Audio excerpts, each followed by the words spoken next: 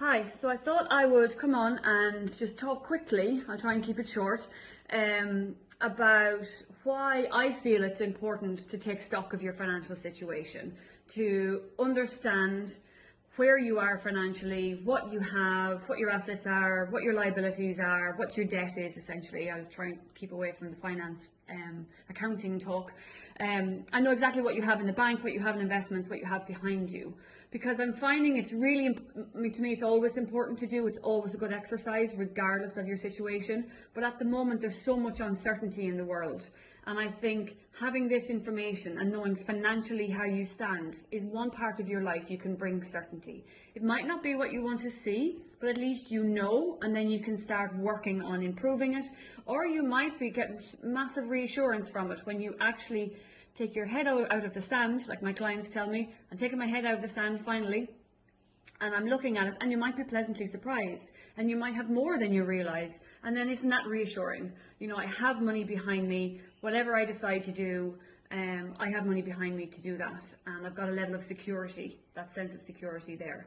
And this is important, I think, has come up more and more recently, because I definitely think with everything that we're facing, people are becoming more conscious. They're becoming more aware of their situation. They're becoming more decisive in how they want to spend their time and their futures, planning for their futures.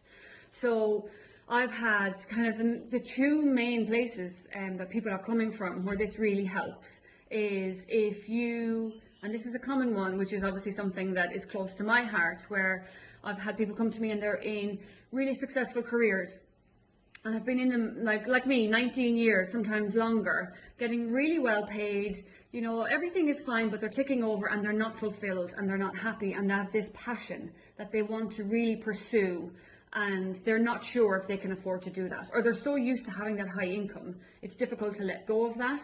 And when they don't know if they can afford it and what that would mean for them as a family. Or even someone who, like kind of I did to a certain extent, didn't quite know what I wanted to do, but I knew I needed to make a change.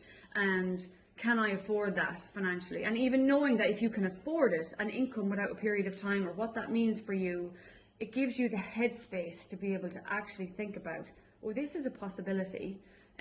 Therefore, okay, that's sorted. The money bit is done for a period of time. What do I want to do with my life? And even if the money bit, you look at it and you go, oh, I can't afford it. Isn't that a goal then maybe you can put down and go, right, I want to make sure that I save X amount of money for the next, whatever length of time that it takes. You have your plan in place so that I then can leave my job and do what I love and pursue that other career that I want to do. The other type of client or situation that people come to me, which is this is very relevant for as well, is that there's uncertainty. You know, everything that's going on. How many of us really have certainty in our roles? Someone might see that maybe soon my job is going to go, or maybe their job is already gone, or they've been given notice, and then there's that panic about money. I think initially it's about the panic about, I don't have an income, what am I going to do? Like, what do I have? You know, and if you sit down and do this exercise, which is literally look at all of your expenses and look at them at what is a fixed expense. So what is something that you can't avoid? So maybe your electricity bill, your rent for a period of time, your phone bill, your groceries, if you have children like me, your school fees. They're kind of the main ones that we have that are fixed. Now you can there's a certain element of flexibility in how much you spend on those. So you could maybe move to a cheaper apartment or whatever it might be to get lower rent. You know, buy in more cost-effective grocery stores to reduce your grocery bills. But there is a baseline there that you cannot go below. So you need to know what that is. What is it? What is your core cost of living? And then I would also put in, like, you need to live, you know, so what do you enjoy doing that you really would not want to sacrifice, or else you would be miserable?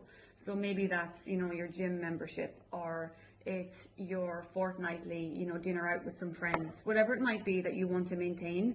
Look at that realistic number and say, okay, that's my kind of baseline for what it's going to cost me to live. Everything else is kind of a want, or is flexible, that I don't need to spend if I really choose not to. Then look at what you have. So what assets do you have? And the main one here is cash, liquid cash. How much do you have in your various bank accounts? Can you access that? Or is it maybe in a time deposit where it won't mature for another 6 months, so you can't access it for 6 months? Is it in investments that you really don't want to touch because that was your long-term goal? But either way, list them all down. And then your assets minus and then your liabilities. So any debt that you have. Do you have a mortgage? Do you have a personal loan? Do you have a credit card? Do you owe anyone any money? Your assets then minus your total debt is your net worth. And then you take that and you can say, oh, I have a positive net worth. I actually have assets behind me. Isn't there a sense of security in that? You know, I have already achieved this amount with the income that I've made already. This amount is liquid. This is the amount in the bank account, liquid being I can access them and spend that money easily. Or there's the assets that maybe a house that's not so liquid, but it is something that's hopefully generating income for you with your investments. So once you have that and you know your situation, you go, oh, I'm in a positive situation. Or if I'm not, I'm in a negative situation, then I need to get working on flipping that over. So paying off my debt, increasing my assets so that I'm in a positive net asset situation. But really what this video is about is then taking your cash, and be that in your emergency fund or any cash that you have, and take the number that I just described about how to calculate essentially your basic cost of living, divide that one into the other. So divide your cost of living into your liquid cash balance, and that will tell you how many months you have before you run out of cash. So if you quit your job, or if you lose your job, or if you decide that you need a break, whatever it might be, or maybe you've been put on unpaid leave for a period of time, then this will tell you how many months you have in the bank readily available to you to live until you either start earning an income again, change your career, get paid again in your current job, whatever it might be.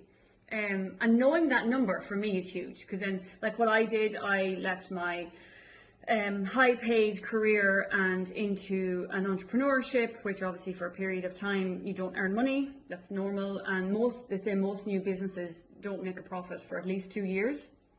So you need to work that into your plans. Every business is different, obviously, with services and products and all the rest. But there's a rule of thumb: 2 years. Give yourself until you make a profit. Do you have enough cash behind you to tide you over for that period of time? And if you do, how freeing is that? Then you can forget about that and then start making your decisions about what you want to do, whether you want to get a job in the same career, for example, if you were let go, or if you want to try something different. But it gives you time to think about it, maybe choose the right job rather than just the first job because you need money. However, if you're in a situation where you maybe only have a month or two, and that in itself is also, like, that's really important information. So then you can make decisions based on the fact that actually, what do I need to do now? Do I want to quickly get a new job? Or if you're in a situation where you're thinking about leaving your job, you're like, I actually financially, it doesn't make sense just yet. So let me save for a period of time, and you work out how long you need to save to get to the point where you have enough cash behind you to tide you over. So then you can do, like I did, take that leap and know that you're not going to have an income for a period of time, but you're okay financially. And then regularly check that, because surprises come as well. That baseline is that baseline, but there's always going to be surprises, and sometimes we might slip up and spend when we didn't plan to, and that will have a knock-on effect on how many months income we have behind us in those cash accounts. So do that at least every month, maybe regularly, maybe more regularly than that. If it's a small amount that you're quite tight, maybe it's only 3 to 6 months, then I would do it every week, every 2 weeks, just to keep a close eye on it. Because the last thing you want to do is run out of money and not realise that that's happening. So yeah, keep an eye on it, and that's what I do. I keep an eye on it every month. I check, how are we doing? What's our cash amount? What are our expenses? How much am I making in my new business? How long do we have until it runs out? And even how do I feel about that? Because I'm not going to let that happen, that it's just going to run out. I will make decisions before that point, before we've spent everything. So it gives you information to make decisions like that. It gives you reassurance to know exactly where you stand.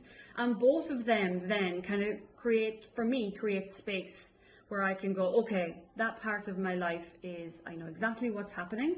Now, what do I want to do with this other part? And they're not clouding each other. And it's giving you clarity. And you know how I feel about clarity. Clarity is everything. So hope this was helpful. It's a bit longer than I planned to do. But if this is something that you would like help with, something that you're either concerned about with your current role or hoping to do to kind of make that leap into the career that you really want or the business that you would really like to grow, I'm always here. You know how to contact me. Happy to have that 20-minute chat to talk through how I could help you get to that goal and reassure your worries about where you are financially, and would love to work together to provide you that clarity, that reassurance, that sense of confidence, and get your goals moving to improve your life.